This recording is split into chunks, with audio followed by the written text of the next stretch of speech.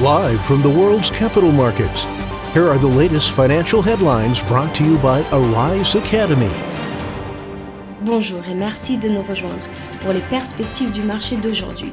Thomas va nous rejoindre, puis la salle des marchés, pour nous parler des dernières évolutions. Thomas ? Anthony Di Lorio, cofondateur du réseau Ethereum, déclare qu'il en a fini avec le monde des cryptos, en partie pour des raisons de sécurité personnelle. Les indices boursiers américains ont chuté après avoir atteint des niveaux records, tandis que les entreprises chinoises cotées en bourse ont dégringolé en raison du durcissement des réglementations nationales.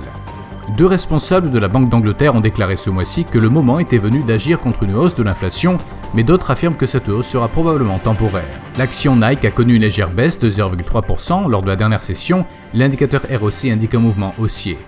La paire euro-dollar a fait une légère correction à la hausse lors de la dernière session, gagnant 0,2%, l'indicateur stochastique donne un signal haussier. La paire livre-sterling-dollar a augmenté de 0,4% lors de la dernière session, l'indicateur stochastique RSI indique un marché suracheté.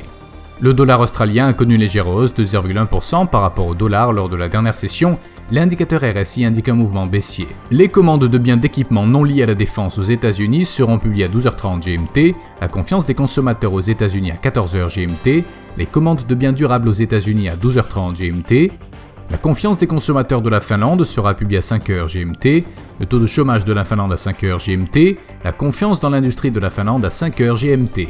Nous espérons que vous avez apprécié nos perspectives du marché d'aujourd'hui. De la part de toute l'équipe, nous vous souhaitons une journée de trading productive. N'oubliez pas de vous connecter demain matin pour tous les événements et les dernières nouvelles sur les marchés financiers.